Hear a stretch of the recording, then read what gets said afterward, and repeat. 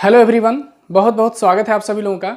और आज की इस वीडियो में हम सभी लोग बात करेंगे आपका पर्यावरण के कुछ महत्वपूर्ण बिंदु पर, आपका जो यूपी टेट और सुपर टेट की परीक्षा के लिए बहुत ज़्यादा इंपॉर्टेंट है। आपका ये ऐसे पॉइंट्स हैं जो परीक्षाओं में बार बार रनिंग करते हैं और अब तक पूछे गए प्रश्न हैं ये सभी।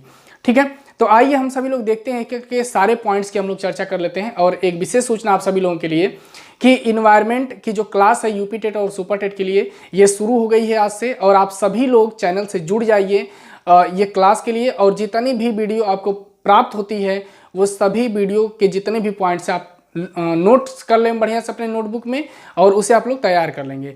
इसमें संपूर्ण इन्वायरमेंट की क्लास आपको मिलेगी आपका, ठीक है ना, एकदम डिटेल से एक एक करके सारे पॉइंट्स मिलेंगे। आइए हम लोग देख लेते हैं और एक एक पॉइंट्स के बारे में हम लोग यहाँ पर चर्चा कर लेते हैं। जितने भी पॉइंट्स हैं इंपॉर्टेंट उसके बारे में हम लोग बात कर लेते हैं। यहाँ पर देखिए, पहला पॉइंट है आपका कि सीएनजी का फुल नेम क्या है। यह सवाल बहुत पूछता है पेपर में कि सीएनजी का आखिर फुल नेम क्या है। तो सीएनजी का जो फुल नेम है आपका कंप्रेस्ड नेचुरल गैस, इसका पूरा नाम क्या है, कंप्रेस्ड नेचुरल गैस। अब इसकी हम लोग बात कर लेते हैं कि सीएनजी का जो मुख्य घटक है वो क्या होता है। ये सवाल पूछता है आपका कि सीएनजी का मुख्य घटक, तो सीएनजी का जो मुख्य घटक है मेथेन को हम लोग कहते हैं। मेथेन को जो है सीएनजी का मुख्य घटक कहा जाता है। और ये मेथेन कहाँ से उत्पन्न होता है, मेथेन पूछता है कि सबसे ज़्यादा मेथेन गैस कहाँ से निकलती है आपका। तो जो धान का पुआल होता है या धान के खेतों से, या गोबर गैस से निकलती है आपका, या जो गौशाला होती है वहाँ से मेथेन गैस का उत्सर्जन होता है। सड़ी गली जो वस्तुएं होती हैं वहाँ से मेथेन गैस का उत्सर्जन होता है आपका। और इसी मेथेन गैस को हम लोग मार्स गैस के नाम से भी जानते हैं। ये सवाल बहुत बार पेपर में पूछा गया कि मार्स गैस निम्नलिखित में से किसे कहते हैं। तो मेथेन गैस को मार्स गैस कहा जाता है आपका। और ये मेथेन गैस किसका मुख्य घटक है, तो सीएनजी का मुख्य घटक क्या होता है, मेथेन होता है आपका, ठीक है ना। ये चीज़ आप लोग याद रखेंगे। नेक्स्ट अगला पॉइंट है यहाँ पर, और इसका प्रयोग ईंधन के रूप में किया जाता है। ये बात आप सभी लोग जानते हैं सीएनजी का। अगला है कि भोपाल गैस कांड में किस गैस का रिसाव हुआ था। ये सवाल बहुत बार पेपर में पूछा गया है, चाहे एसएससी का पेपर हुआ तब, और चाहे यूपी टेट या सुपर टेट का हुआ तब। ये एक ऐसा पॉइंट है, इसको पेपर में बहुत ज़्यादा बार आप लोग देखेंगे, कहीं भी किसी प्रैक्टिस सेट को उठाएंगे वहाँ पर पा जाएंगे आप इसको। तो ये इंपॉर्टेंट है आपका, इसको आप लोग याद रखेंगे कि भोपाल गैस कांड में किस गैस का रिसाव हुआ था। तो ये गैस थी आपका मिथाइल आइसोसाइनेट, आपका मिथाइल आइसोसाइनाइट का रिसाव हुआ था। यह एक जहरीली गैस है और यह घटना 1984 की रात 1984 को 2-3 दिसंबर की रात को हुआ था ये घटना आपका। इसमें बहुत ज़्यादा मजदूरों की जान चली गई थी और आसपास की जो बस्तियां थी वो भी बहुत ज़्यादा जो है प्रभावित हुई थी इससे आपका, ठीक है ना। और आप लोग जानते हैं कि यह भोपाल जो है ये मध्य प्रदेश की राजधानी कही जाती है, आपका राजधानी है वहाँ की। ये कांड मध्य प्रदेश में हुआ था। मिथाइल आइसोसाइनाइट का रिसाव इसमें से हुआ था। ये चीज़ आप लोग याद रखेंगे। आपका कब हुआ था, 1984 में हुआ था। 2 से 3 दिसंबर की रात को ये घटना हुई थी आपका। नेक्स्ट अगला है कि भारत में सर्वाधिक वन किस राज्य में पाए जाते हैं। तो सबसे ज़्यादा वन की अगर हम लोग बात करेंगे भारत में, तो मध्य प्रदेश में सबसे अधिक वन पाया जाता है आपका, मध्य प्रदेश में। और मध्य प्रदेश में आप लोग जानते हैं कि वहाँ से 2 प्रमुख नदियाँ निकलती हैं आपका, नर्मदा और ताप्ती। नर्मदा और ताप्ती ये दोनों ऐसी नदियाँ हैं जो डेल्टा नहीं बनाती, क्या बनाती हैं, एस्चुरी बनाती हैं आपका, ठीक है ना। काफ़ी इंपॉर्टेंट सवाल ये पूछता है। और ये दोनों नदियाँ जा करके खंभात की खाड़ी में गिर जाती हैं। चूंकि नदियों वाली टॉपिक में इसकी चर्चा हम लोग करेंगे, यहाँ पर आप लोग जान लीजिए इसको बस, ठीक है। और मध्य प्रदेश में सबसे ज़्यादा बाघ भी पाए जाते हैं, जिसके कारण इसे टाइगर स्टेट के नाम से भी हम सभी लोग जानते हैं आपका। यहाँ कुछ राष्ट्रीय वन उद्यान वगैरह हैं जिसके बारे में नेक्स्ट वीडियो में हम लोग पढ़ेंगे। अगला है कि वायु प्रदूषण होता है। जो वायु प्रदूषण होता है वो किन गैसों के मिश्रण से होता है। सबसे पहले तो आप लोग जान लीजिए कि वायु अनेक गैसों का मिश्रण होता है आपका, ठीक है। लेकिन कुछ ऐसी भी गैसें हैं जिनकी मात्रा जब बढ़ जाती है तो हमारा वायुमंडल प्रदूषित हो जाता है आपका। वो कौन कौन सी जो है गैसें हैं आपका, ये देखते हैं। तो CO2 पहला हो जाएगा, CO2 कार्बन डाइऑक्साइड आपका, ठीक है। CO2 की मात्रा जब वायुमंडल में बढ़ जाती है तो क्या होता है, वायु प्रदूषण हो जाता है आपका। सांस लेना मुश्किल होने लगेगा आपका। अगर कहीं भी ज़्यादा मात्रा में धुआं होने लगे जिसमें CO2 की मात्रा बढ़ जाए तो क्या आप सांस ले पाएंगे, नहीं ले पाएंगे आपका। तो CO2 से भी वायु प्रदूषण होता है आपका। नेक्स्ट दूसरा होता है कार्बन मोनोऑक्साइड हो जाएगा आपका। कार्बन मोनोऑक्साइड का बहुत मुख्य रोल होता है वायु को प्रदूषित करने में आपका। इसके बाद SO2 होती है आपका, सल्फर डाइऑक्साइड भी हो जाता है आपका, ठीक है। नेक्स्ट अगला है आपका कि बीओडी परीक्षण किस प्रदूषण को मापने के लिए किया जाता है। बीओडी परीक्षण जो होता है वो किस प्रदूषण को मापने के लिए किया जाता है। ये सवाल बहुत बार, अब तक का सबसे ज्यादा बार पूछा गया क्वेश्चन है आपका बीओडी परीक्षण। ये बीओडी परीक्षण जो है आपका ये जल प्रदूषण को मापने के लिए किया जाता है आपका, ठीक है ना। आप लोग जानते हैं कि जो गंगा नदी है उसके जल को अगर आप अपने घर में ला करके रखेंगे पानी में और उसके पानी को ला करके रख दे बाटल में तो उसमें कीड़े नहीं पड़ते हैं। ये सवाल कई लोग पूछते हैं कि आखिर ऐसा क्यों है, गंगा माँ है, क्या है, उनमें दैवीय शक्तियाँ हैं।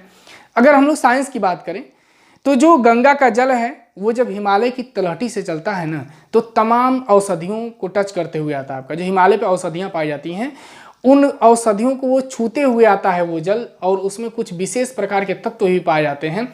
और जाहिर सी बात है कि अगर वो औषधियों को टच करते हुए आएगा तो उनका कुछ न कुछ अंश उस जल में तो रहेगा ही आपका, जिसके कारण उसके पानी में कीड़े नहीं पड़ते हैं आपका। वहीं अगर हम लोग बात कर लेते हैं तो झारखंड में एक नदी है जिसे दामोदर नदी कहा जाता है आपका, बंगाल का शोक जिस नदी को कहते हैं। दामोदर नदी को जैविक मरुस्थल वाली नदी कहा जाता है। कारण क्या है कि झारखंड में जो कंपनियां लगाई गई हैं उन कंपनियों का कचरा जो है जब उस नदी में गिरता है तो कचरा उस नदी में गिरने के कारण क्या होता है, उसमें न तो जीव जंतु अपना जीवन यापन कर पाते हैं या जीव जंतु जिंदा रह पाते हैं, और न ही उसमें वनस्पतियां पाई जाती हैं आपका, जिसके कारण उसे क्या कहते हैं, जैविक मरुस्थल कहा जाता है। तो जैविक मरुस्थल वाली नदी को पूछे आपसे कभी कि कौन सी नदी है आपका, तो दामोदर नदी को आप जरूर याद करेंगे, वही इसका सबसे सटीक उदाहरण है आपका, ठीक है। नेक्स्ट अगला क्वेश्चन हम लोग देखेंगे। तो ये बीओडी परीक्षण आपका जल प्रदूषण से संबंधित है, यहां पर ध्यान देंगे आप लोग, नोट कर लेंगे, बीओडी परीक्षण जल प्रदूषण से संबंधित है आपका। अगला है वायुमंडल में सर्वाधिक गैस पाई जाती है। वायुमंडल में सर्वाधिक गैस कौन सी पाई जाती है, एक बार इसको देखेंगे। बीओडी परीक्षण किस प्रदूषण को मापने के लिए कहता है, तो जल प्रदूषण को मापने के लिए जो है बीओडी परीक्षण किया जाता है। आइए हम लोग इसको देखते हैं। वायुमंडल में सर्वाधिक गैस पाई जाती है कौन सी आपका, तो वायुमंडल में सबसे ज्यादा अगर कोई गैस पाई जाती है ना तो नाइट्रोजन पाई जाती है आपका। नाइट्रोजन गैस सबसे अधिक वायुमंडल में है आपका। इसके बाद दूसरी सबसे अधिक मात्रा में पाई जाने वाली गैस कौन सी है, ऑक्सीजन है आपका। थोड़ी थोड़ी बात इनके बारे में भी हम लोग जान लेते हैं, क्योंकि वायुमंडल को नेक्स्ट अगली वीडियो में आप सभी लोग पढ़ेंगे, और इसी क्लास में आप जब डिटेल से वायुमंडल को पढ़ेंगे ना तो वहाँ पे आपको ये मिलेगा, लेकिन यहाँ थोड़ा सा जान लीजिए आप लोग। नाइट्रोजन की अगर हम लोग बात करें तो ये 78% हमारे वायुमंडल में है आपका, और ऑक्सीजन की अगर हम लोग बात करें तो 20.95, और कहीं कहीं किताब में 21% भी लिखा हुआ मिलेगा आपको, ठीक है। इसके बाद नेक्स्ट और गैसें जो होती हैं वो बहुत कम मात्रा में होती हैं आपका, 0.5 में होती हैं। आइए इसको देखते हैं हम लोग। अब देखिए नाइट्रोजन की अगर हम लोग बात करें यहाँ पर, तो नाइट्रोजन या ऑक्सीजन जो होती है ये प्राणवायु गैस कही जाती है। हम जो सांस ले रहे हैं सभी प्राणी, ये ऑक्सीजन गैस के कारण हम लोग जीवित हैं, क्योंकि सांस लेने में इसकी बड़ी अहम भूमिका होती है, यही हमको जीवित रखती है आपका। तो ऑक्सीजन को तो प्राणवायु कहा जाता है। अब सवाल ये उठता है कि अगर ऑक्सीजन हमारे लिए इंपॉर्टेंट है आपका, प्राणवायु गैस है, तो इसकी मात्रा क्यों न प्रकृति ने इतना रख दिया नाइट्रोजन की जितना।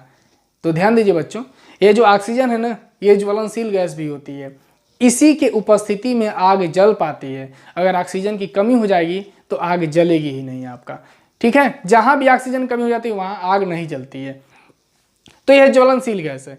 नाइट्रोजन की मात्रा प्रकृति ने इसलिए अधिक किया क्योंकि नाइट्रोजन किसी भी वस्तु को आसानी से जलने नहीं देती है।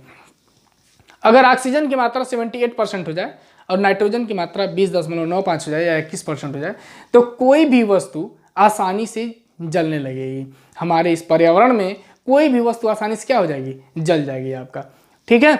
तो ये नाइट्रोजन का बड़ा अहम रोल होता है जो किसी भी वस्तु को आसानी से जलने नहीं देता है। और नाइट्रोजन और ऑक्सीजन ये दो गैसें हमारे वायुमंडल की अस्थायी गैसें हैं आपका, और ये गैसें दोनों जो है हमारे वायुमंडल का लगभग 99% भाग घेर कर रखती हैं ये, ठीक है। आइए नेक्स्ट अगला पॉइंट है आपका कि आकाश नीला दिखाई देता है क्यों। आकाश नीला दिखाई देता है क्यों, अगर हम लोग बात करें तो प्रकीर्णन के कारण जो है आसमान कैसा दिखाई देता है, नीला दिखाई देता है।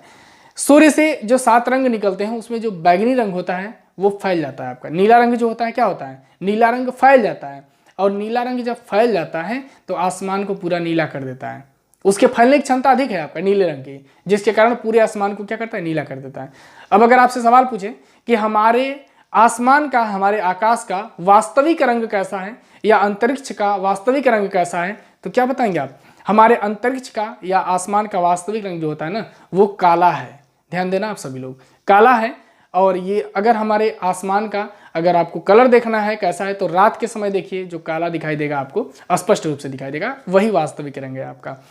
और अंतरिक्ष पूछता है किसे कहते हैं, तो किन्हीं दो पिंडों, दो खगोलीय पिंडों के मध्य की जो दूरी होती है, जो स्थान होता है ना, जो खाली जगह होती है ना, उसी को हम लोग अंतरिक्ष कहते हैं। दो खगोलीय पिंडों के बीच की जो जगह होती है उसी को हम लोग क्या कहते हैं, अंतरिक्ष कहते हैं आपका, और उसका रंग काला होता है आपका।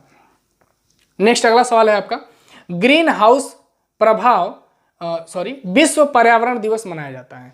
विश्व पर्यावरण दिवस कब मनाया जाता है, तो 5 जून को विश्व पर्यावरण दिवस मनाया जाता है आपका। कब मनाया जाता है, 5 जून को मनाते हैं आप लोग, ठीक है।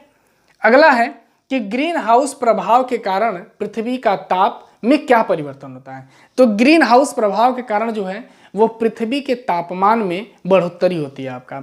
अर्थात ग्रीन हाउस प्रभाव के कारण पृथ्वी का टेम्परेचर क्या होता है, बढ़ जाता है, या पृथ्वी का औसत तापमान में जो वृद्धि हो रही है उसे ही हम लोग क्या कहते हैं, ग्रीन हाउस प्रभाव कहते हैं आपका। अब एक चीज ध्यान दो, ये ग्रीन हाउस प्रभाव से हमें क्या नुकसान है आपका, अगर ग्रीन हाउस प्रभाव इसी तरह बढ़ता रहा तो जो ग्लेशियर है ना वो पिघलने लगेगी आपका। और जब ग्लेशियर पिघलेगी तो ऑलरेडी जो है आपका 3 भाग, हमारे पृथ्वी का जो है 3 भाग 71% भाग जो है जल से भरा हुआ है। और जो ग्लेशियर बर्फ जमी हुई है हमारे ध्रुवों पर, वो पिघलेगी तो कहाँ जाएगी, नदियों में ही आएगी ना। और नदियाँ जो है महासागर में लेकर जाएंगी जल को, और वो जल का जलस्तर जब ऊंचा होगा आपका तो स्थलखंड भाग डूबेगा।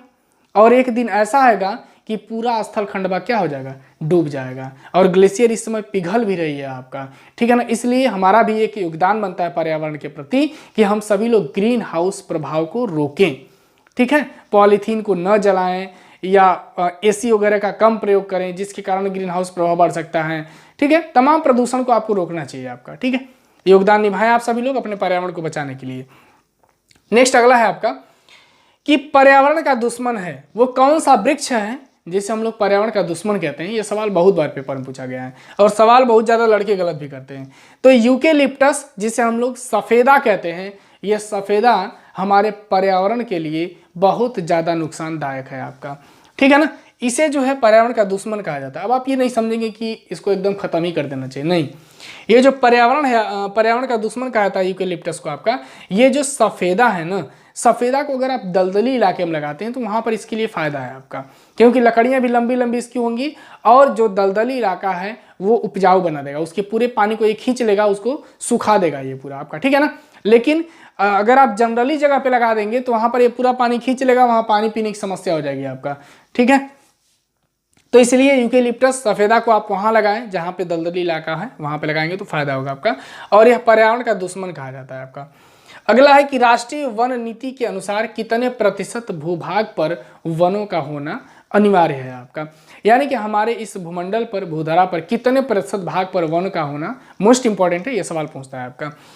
तो कितना प्रतिशत होना चाहिए वन हमारी पृथ्वी पर, 33% भाग पर वन होना चाहिए। किसी अगर क्षेत्रफल को हम लोग देखेंगे तो उस क्षेत्रफल का 33% भाग जो है वह वनाच्छादित होना चाहिए आपका, ठीक है। और वर्तमान समय में अगर हम लोग अपने यहाँ की बात करें कि कितना वन रिपोर्ट के अनुसार कितना प्रतिशत भाग पर वन है आपका, तो 21.67 भाग पर वन है वर्तमान रिपोर्ट के अनुसार। लेकिन होना कितना चाहिए, तो 33% भाग वनों से आच्छादित होना चाहिए आपका, ठीक है ना। और यह पर्यावरण के लिए वन बड़े इंपॉर्टेंट है आपका, इसलिए हमें वनों को बचाना भी चाहिए। नेक्स्ट अगला पॉइंट है, चिपको आंदोलन का मुख्य उद्देश्य क्या है, यानी कि चिपको आंदोलन का मुख्य उद्देश्य क्या था, ये सवाल है आपका। तो चिपको आंदोलन का मुख्य उद्देश्य था वनों की सुरक्षा, यानी कि जब ये आंदोलन चला था तो लोग पेड़ों से चिपक करके जो है उनको कटने से बचाने का ये आंदोलन चलाए थे ये लोग। इसके प्रणेता कौन है आपका, तो सुंदरलाल बहुगुणा। सुंदरलाल बहुगुणा जो है कौन है, इसके प्रणेता हैं, इन्होंने ही इसमें मुख्य योगदान निभाया था और इन्होंने ये आंदोलन चलाया था आपका, ठीक है ना, सुंदरलाल बहुगुणा। और पूछता है कि सुंदरलाल बहुगुणा किससे संबंधित है, तो क्या बताएंगे आप सभी लोग, चिपको आंदोलन से ये संबंधित है। कब शुरू किया गया था, तो 1973 में ये चमोली उत्तराखंड से इसको शुरू किया गया आपका। सारे पॉइंट्स यहीं पर है, आप नोट करिए। नेक्स्ट अगला है कि टाइगर राज्य कहते हैं किसको, जो है टाइगर स्टेट के नाम से जानते हैं, तो मध्य प्रदेश को जो है टाइगर स्टेट के नाम से जानते हैं आपका। अगला सवाल है यहाँ पर कि वन महोत्सव किसने शुरू किया, यानी कि वन महोत्सव को किसने शुरू किया, ये प्रश्न है आपका।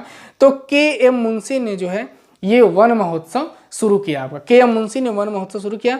और कब वन महोत्सव मनाते हैं, तो जुलाई का प्रथम सप्ताह में वन महोत्सव मनाया जाता है। 1950 से इसको शुरू किया गया आपका। ये सभी पॉइंट्स नोट करेंगे आप लोग। अगला है कि वनों की ताजा रिपोर्ट जारी करता है, यानी कि वो कौन सा विभाग है जो वनों की ताजा रिपोर्ट जारी करता है, तो वन सर्वेक्षण विभाग, जिसका मुख्यालय देहरादून में है आपका। और वन सर्वेक्षण विभाग जो है वनों की ताजा रिपोर्ट जारी करता है आपका।